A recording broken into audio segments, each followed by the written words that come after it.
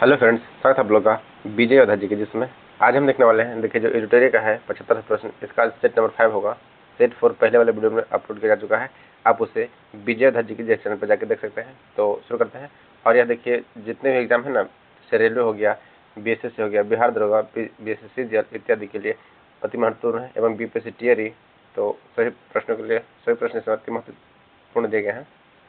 देखिए, पहला प्रश्न देखते हैं, दार्शनिक विषयों से संबंधित बौद्ध ग्रंथ का नाम क्या है। देखिए, जो दार्शनिक विषय है ना, इससे जो संबंधित बौद्ध ग्रंथ है, इसका नाम क्या है? इसका हो जाएगा अभिधम्म पिटक। क्या है वो? अभिधम्म। देखिए, जो बौद्ध धर्म के में कितने रत्न हैं? टोटल 3 रत्न है। 3 रत्न है बौद्ध धर्म में। नेक्स्ट है, निम्नलिखित कथनों पर विचार कीजिए और फिर से कूट का सही कथन एवं विकल्प को चुनिए। देखिए, इससे क्या हो जाएगा? पहला क्या है? वेद त्रय में ऋग्वेद, यजुर्वेद और सामवेद शामिल है। अगला है, छंदोपयोगनिषद को सबसे प्राचीन उपनिषद माना जाता है। अगला है, अष्टोमा सदगम तमसोमा ज्योतिर्गम श्लोक जो है, यह बृहद्रणायक उपनिषद से लिया गया है। क्या हो जाएगा? देखिए, इसमें जो 1, 2, 3 है ना, यह तीनों से ही है। देखिए, वेद त्रय में ऋग्वेद, यजुर्वेद एवं सामवेद आता है, जबकि अथर्ववेद उसमें नहीं आता है। इसे ऑप्शन के भी दे सकता है कि 4 को दे देगा, फिर कहेगा इसमें कौन सा वेद त्रय में नहीं आता है। तो अथर्ववेद जो है ना, ये नहीं आता है। और अथर्ववेद में किससे चर्चा किया गया? तो जादू, टोना, टोटका, वशीकरण इत्यादि है ना, यह सब अथर्ववेद में किया गया है। अब पूछेगा कि सबसे पुराना वेद क्या है, तो वह ऋग्वेद है। और सामवेद में संगीत से संबंधित जो जितने भी गुण हैं एवं उपयोग किया जाते हैं, उसको किया जाता है। मतलब संगीत से संबंधित कौन सा वेद हो गया? तो सामवेद हो गया। और जादू, टोना, टोटका से यह हो गया अथर्ववेद। ये दोनों प्रश्न में ज्यादा पूछते हैं। और ऐसे प्रश्न पूछेगा कि सबसे पुराना वेद कौन सा है, तो हो गया ऋग्वेद है। अगला देखते हैं, निम्नलिखित में से कौन सा युग्म मानव सभ्यता से संबंधित है। देखिए, कौन सा युग्म है? ये हो जाएगा हेलोसिन। हेलोसिन जो है, यह मानव सभ्यता से संबंधित है। अगला है, प्रशासन के संदर्भ में निम्नलिखित को सुमेलित कीजिए। देखिए, इसका हो जाएगा क्या है? दीवान एयर। दीवान एयर जो है ना, यह सैन्य विभाग था। क्या? दीवान एयर को सैन्य विभाग कहा था, जबकि दीवान ए रसालत, दीवान ए रसालत क्या था? तो यह हो जाएगा विदेश और धार्मिक मामले। दीवान ए रसालत जो है, विदेश और धार्मिक मामले हो जाएगा। जबकि जो दीवान ए इंसा है, दीवान इंसा हो जाएगा संचार मंत्री। और दीवान ए विजारत, दीवान ए विजारत ये वित्त विभाग। देखिए, दीवान ए अर्ज हो गया सैन्य विभाग, दीवान ए रसालत हो गया विदेश और धार्मिक मामलों के मंत्री। अगला है, दीवान इंसा जो है, यह संचार मंत्री थे। अगला, इसके अलावा जो दीवान विजारत है ना, यह वित्त विभाग से संबंधित है। और देखते हैं, निम्नलिखित में से बहमन शासकों ने किसने बीजापुर में प्रसिद्ध गोल गुम्बज का निर्माण किया था। देखिए, जो गोल गुम्बज है ना, यह मोहम्मद आदिल शाह करा था। कौन था? मोहम्मद आदिल शाह जो है, बीजापुर में गोल गुम्बद का निर्माण करा था, गुम्बज। सल्तनत काल में शब्द विश्व, देखिए विश्व है ना, इसका अर्थ क्या है? तो विश्व का अर्थ होता है चांदी का सिक्का। क्या है? चांदी का सिक्का। नेक्स्ट है, किस विजयनगर शासक ने तुंगभद्रा नदी पर बांध का निर्माण कराया था? तो यह था देवराय प्रथम। क्या? तो तुंगभद्रा नदी पे है ना, बांध का निर्माण कराया था, विजयनगर साम्राज्य का शासक था, वह देवराय प्रथम थे। अगला है, भारत का पहला शासक जिसने सर्वप्रथम उर्दू को अपने राज्य की राजभाषा घोषित किया था, वह कौन है? देखिए, यह था इब्राहिम आदिल शाह द्वितीय। क्या? इब्राहिम आदिल शाह द्वितीय जो है, यह भारत में पहला ऐसा शासक था जिसने उर्दू को अपने राज्य की राजभाषा घोषित किया था। जबकि बिहार की जो दूसरी भाषा है ना, बिहार की दूसरी जो राजकीय भाषा है, यह भी उर्दू है। और प्रथम क्या है? हिंदी है।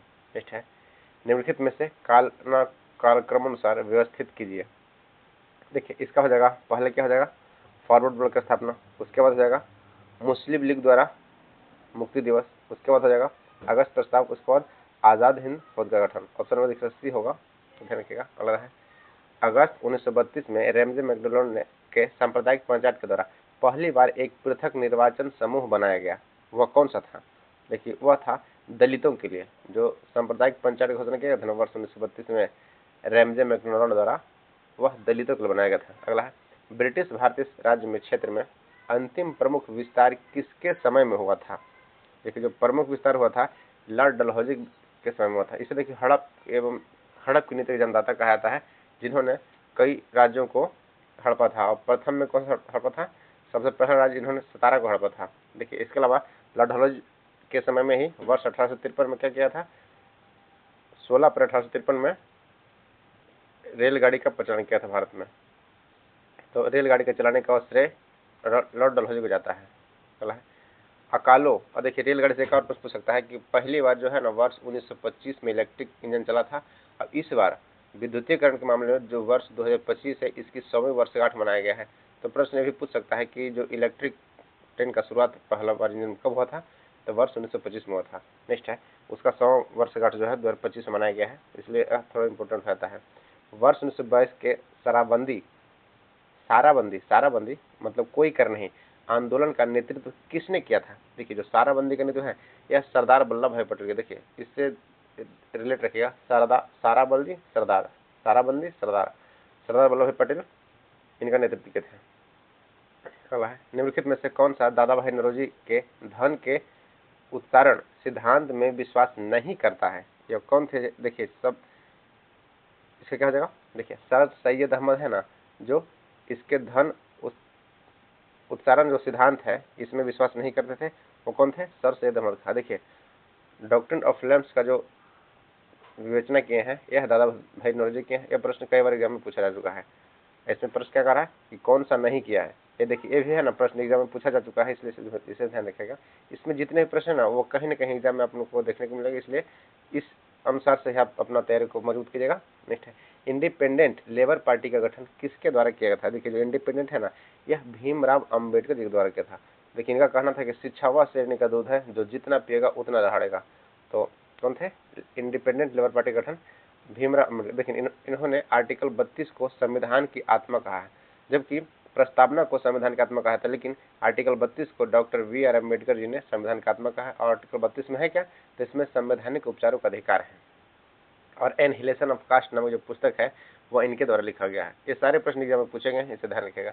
निम्नलिखित में से कौन सा मौलिक अधिकार निवारक निरोध द्वारा प्रतिबंधित होता है। देखिए निवारक निरोध है ना, यह स्वतंत्रता का अधिकार है। क्या यह स्वतंत्रता का अधिकार है, इसमें चर्चा किया गया है। निवारक निरोध कानून का चर्चा स्वतंत्रता के अधिकार के अंतर्गत आता है। नेक्स्ट है, संसदीय समिति की अध्यक्षता के मनोनय किसके द्वारा किया जाता है। ये कौन करता है, यह करता है लोकसभा अध्यक्ष। कौन, लोकसभा अध्यक्ष। नेक्स्ट है, किस संविधान के संशोधन राष्ट्रपति शासन को 3 वर्ष तक बढ़ाने की व्यवस्था किया गया है। यह किस संविधान में होता है, यह 59वां संविधान संशोधन में होता है। कौन, 59वां संविधान संशोधन। अलग 18वां प्रश्न क्या है, हाँ किसमें होता है, तो यह होता 59वां संविधान संशोधन के द्वारा। अगला है, शून्य आधारित बजट जो है यह अवधारणा किसका है। तो शून्य आधारित जो है ना यह है गत वर्ष के कार्यक्रम को बिना कोई संदर्भ ग्रहण किए कार्यक्रमों के निर्माण पर। अगला है, मौलिक अधिकार की रक्षा की गारंटी कौन देता है। देखिए मौलिक अधिकार की रक्षा की गारंटी जो है यह नागरिकों को स्वच्छंद शासन से है। क्या है, मौलिक अधिकार किसकी रक्षा की गारंटी देता है, तो नागरिकों के स्वच्छंद शासन से। निम्नलिखित युगों में से कौन सा युग का प्रावधान सही सुमेलित नहीं है। देखिए जो नहीं वाले प्रश्न को ना थोड़ा ध्यान से देखिएगा, क्योंकि इसमें गलती ज्यादा होने की संभावना रहता है। तो कौन सा नहीं है, यह जगह आर्टिकल 124। देखिए उच्चतम न्यायालय एक अभिलेख न्यायालय है, इसमें नहीं है। 121 में है, इसमें निहित नहीं है। जबकि 132 में क्या है, तो उच्चतम न्यायालय की अपीलीय अधिकारिता है। अनुच्छेद 143 में क्या है, उच्च न्यायालय की परामर्श शक्ति है। जबकि आर्टिकल 136 में क्या है, उच्च न्यायालय के द्वारा अपील के लिए विशेष इजाजत दिया गया है।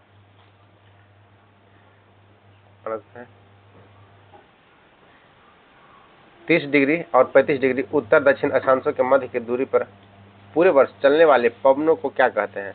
देखिए 30 और 35 बीच जो चलता है इसे कहते हैं पछुआ पवन। क्या, 30 से 35 डिग्री उत्तर तथा दक्षिणी अक्षांशों के मध्य जो पूरे वर्ष चलने वाली हवा होती है उसे हम पछुआ पवन कहते हैं। अगला है, हिमालय की सबसे पूर्वी चोटी निम्नलिखित में से कौन सी है। हिमालय की सबसे पूर्वी चोटी जो है ना ये कौन सा हो जाएगा, ये हो जाएगा नामचा बरवा। क्या है, नामचा बरवा जो है ये हिमालय की सबसे ऊंची पूर्वी चोटी है। नेक्स्ट है, किसी नक्शे पर ढाल को दिखाने के लिए खींची गई असंबद्ध रेखाएं। किसी नक्शे पर ढाल को दिखाने के लिए खींची गई जो असंबद्ध रेखा है उसे क्या कहते हैं। देखिए इसका हो जाएगा हैचुरी। क्या होता है, इसका हैचुरी होता है। अगला है, निम्नलिखित में से किस महासागर का सर्वाधिक विस्तृत महाद्वीपीय ढाल क्षेत्र है। ये किसका है, यह हो जाएगा अटलांटिक महासागर का। धारावाह चालक का संबंध किससे होता है। देखिए धारावाह जो है ना ये किससे होता है, ये होगा चुंबकीय क्षेत्र से होता है। क्या होता है, चुंबकीय क्षेत्र से। अगला है, हिग्स बोसोन। हिग्स बोसोन की उपस्थिति की पुष्टि किसका औचित्य सिद्ध करेगी। देखिए हिग्स बोसोन जो है यह करेगा ब्रह्मांड की अस्थायी दिशा के प्रतिरूप का। क्या, ब्रह्मांड की अस्थायी दशा की प्रतिरूप का करता है। नम वायु में रखी गई लोहे की चादर पर जंग लगता है, तो जंग के संबंध में कौन सा कथन सही है। देखिए यह हो जाएगा, यह एक यौगिक है। जंग क्या है, यह एक यौगिक है। अब प्रश्न पूछता है कि जंग लगने से लोहे के भार पर क्या प्रभाव पड़ता है, तो लोहे के भार क्या होता है, जंगलों से बढ़ जाता है। एक और प्रश्न पूछता है कि दूध का घनत्व जो होता है इलेक्ट्रोमीटर से मापा जाता है, जबकि अगर दूध से क्रीम को निकाल दिया जाए तो उसके घनत्व पर क्या प्रभाव पड़ेगा। देखिए उसका घनत्व बढ़ जाएगा। जब दूध से क्रीम को निकाल दिया जाता है तो दूध का घनत्व क्या होता है, बढ़ जाता है। यह कई बार एग्जाम में पूछा गया है, तो कृपया से ध्यान रखिएगा। नेक्स्ट है, हैबर प्रक्रिया द्वारा अमोनिया के उत्पादन में निम्नलिखित में से किसका उपयोग किया जाता है। देखिए हैबर प्रक्रिया है, यह क्या है, लोहा का। किसका, लोहे का प्रयोग किया है। एम कोशिका में अधिकतम कितने इलेक्ट्रॉन हो सकते हैं। देखिए एम में कितना होगा, यह होगा 18। क्या, देखिए 2 8 8 18 होता है, तो एम में कितना होता है, टोटल 18 होता है। नेक्स्ट है, निम्नलिखित में से रासायनिक तत्व का क्षारीय मृदा धातुओं के समूह से संबंधित नहीं है। देखिए क्षारीय मृदा धातु किसका हो, तब पोटेशियम जो है ना, यह संबंधित इसका नहीं होगा क्षारीय से, जबकि मैग्नीशियम, बेरियम, सोडियम, इरेडियम ये सब क्या है, ये सब क्षारीय मृदा धातु से संबंधित है। निम्नलिखित में से मिल्क ऑफ मैग्नीशिया का नाम क्या है। देखिए जो मिल्क ऑफ मैग्नीशिया है ना, इसका नाम है मृदु क्षारक। इसे हम मृदु क्षारक के नाम से जानते हैं, मिल्क ऑफ मैग्नीशिया का। नेक्स्ट, निम्नलिखित में कौन सा लिंग निर्धारण के लिए उत्तरदायी होता है। देखिए लिंग निर्धारण के लिए उत्तरदायी होता है, यह होता है एलोसोम्स। क्या, एलोसोम्स जो है यह लिंग निर्धारण के लिए उत्तरदायी होता है। यदि किसी जीवाणु में केवल एक सिरे पर फ्लैजेला, क्या फ्लैजेला होता है तो इसे क्या कहा जाता है। देखिए इसे कहा जाता है मोनोट्राइकस। क्या कहता है, इसे मोनोट्राइकस कहते हैं। अगला है, निम्नलिखित में से कोशिकांग अमीबा में जल की मात्रा को बनाए रखने के लिए उत्तरदायी होता है। वो क्या होता है, ये होता है संकुचनशील रिक्तिका। क्या, इसे हम संकुचनशील रिक्तिका कहते हैं। अगला है, त्वचीय श्वसन किस में होता है। देखिए जो त्वचीय श्वसन होता है ना, यह केचुआ में होता है। मेढक में भी क्या होता है, मेढक में भी त्वचा श्वसन होता है, लेकिन ऑप्शन में मेढक नहीं है तो यह केचुआ हो जाएगा। मेढक में फेफड़े एवं त्वचा दोनों से श्वसन होता है। अगला, मनुष्यों में पाचन तंत्र में उत्सर्जित अम्ल को कौन सा अम्ल कहता है। देखिए इसे हम कहते हैं हाइड्रोक्लोरिक अम्ल। क्या होता है, इसे यह HCl का फुल फॉर्म हुआ, इसका सूत्र हुआ क्या, HCl हाइड्रोक्लोरिक अम्ल। मानव मस्तिष्क का कौन सा भाग उल्टी की अनैच्छिक क्रिया को नियंत्रित करता है। देखिए जो उल्टी की अनैच्छिक क्रिया है ना, इसे नियंत्रित करने वाला काम क्या है, पश्च मस्तिष्क। क्या कहता है, इसे पश्च मस्तिष्क का। अगला देते हैं, टेरिडोफाइट्स। टेरिडोफाइट समूह के जो पौधा होता है ना, इनमें से कि क्या नहीं पाता है। देखिए जो टेरिडोफाइट है इसमें क्या नहीं पाता है, इसका हो जाएगा जो पुष्प होते हैं ना, पुष्प नहीं पाता है टेरिडोफाइट्स पौधे में। अगला है, पौधों में ऊर्जा का आंतरिक स्रोत क्या होता है। देखिए इसका हो जाएगा सूर्य का प्रकाश। जो पौधे का आंतरिक ऊर्जा का स्रोत होता है ना, ये क्या होता है, यह सूर्य का प्रकाश होता है। चलो देखते हैं, कौन सी ऐसी वस्तु है जो सरलता से पर्याप्त मात्रा में उपलब्ध हो जाता है, जिससे जनता ने सुविधा की दृष्टि से मुद्रा का दर्जा दिया है, उसे हम क्या कहते हैं। देखिए इसे कहता है वस्तु मुद्रा। क्या कहता है, इसे वस्तु मुद्रा कहता है। नेक्स्ट है, भारत में भोजन के उद्देश्य से विकास की एक ऐसी प्रक्रिया प्रारंभ करना था जो रहन सहन के स्तर को ऊंचा उठाए तथा लोगों के लिए समृद्ध एवं वैविध्यपूर्ण जीवन के लिए अवसर उपलब्ध कराए। यह किससे संबंधित था। देखिए यह था प्रथम पंचवर्षीय योजना से संबंधित। किससे था, प्रथम पंचवर्षीय योजना से। देख सकते हैं, विश्नोई आंदोलन निम्नलिखित में से किससे संबंधित था। देखिए विश्नोई आंदोलन जो है ना, यह किससे संबंधित था, इसका हो जाएगा वृक्षों की संरक्षण से। क्या, वृक्षों की संरक्षण से। निम्न में से कौन सा एक सर्वाधिक भंगुर पारिस्थितिकी तंत्र है जो वैश्विक तापमान द्वारा पहले प्रभावित होता था। यह कौन सा जो भंगुर प्रकार के है ना, यह हो जाएगा देखिए आर्कटिक एवं ग्रीनलैंड की हिम चादरें। क्या, आर्कटिक एवं ग्रीनलैंड की हिम चादरें। गुट निरपेक्ष आंदोलन के प्रथम शिखर सम्मेलन कब हुआ था। देखिए गुट निरपेक्ष जो आंदोलन हुआ था, इसका प्रथम शिखर सम्मेलन वर्ष 1961 में किया था। कब किया था, वर्ष 1961 में, 1961 में। निम्नलिखित में से कितने जोड़े सुमेलित नहीं है। कितने से जोड़े हैं जो सुमेलित नहीं है। देखिए इसका हो जाएगा ऑप्शन नंबर, गिद्दी जनजाति जो है सुमेलित है, पूछ रहा है ना, कितने से जोड़े हैं जो इसमें सुमेलित है। देखिए इसमें कद्दी जनजाति हिमाचल प्रदेश में निवास करती है। सिंघपो जनजाति जो है यह अरुणाचल प्रदेश में रहती है। थारू जनजाति है जो उत्तर भारत में रहती है, उत्तराखंड में। थारू जनजाति है ना, यह थारू जनजाति जो है यह कहाँ पाया जाता है, तो उत्तर प्रदेश में, उत्तराखंड पाया जाता है। और ये जानते हैं दीपावली को यह शोक के त्योहार के रूप में मनाता है। अगला है, वर्ष 2024 को अंतर्राष्ट्रीय कैमेलिड उस्ट्रगन वर्ष घोषित किया गया है। किसके द्वारा, 2024 को जो उस्ट्रगन या अंतर्राष्ट्रीय कैमेलिड वर्ष घोषित किया गया, यह किया गया UN के द्वारा। क्या, यूनाइटेड नेशन के द्वारा।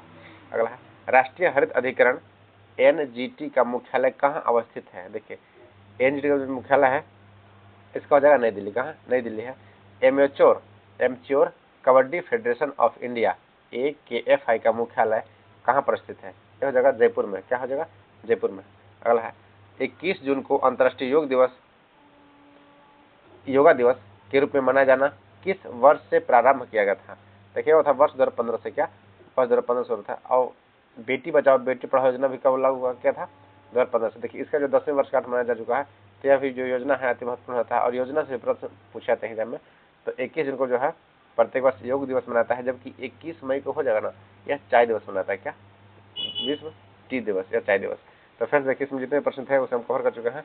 नेक्स्ट वीडियो हम जल्द लाएंगे। तो वीडियो अच्छी लगे तो कृपया से लाइक सब्सक्राइब और कमेंट अवश्य कीजिएगा और कोई चैनल पर नहीं है तो कृपया इसे सब्सक्राइब कर दिएगा और कम से कम एक स्टडी ग्रुप में शेयर कर दिएगा। वीडियो को पूरा देखने के लिए धन्यवाद। Thank you. जय हिंद।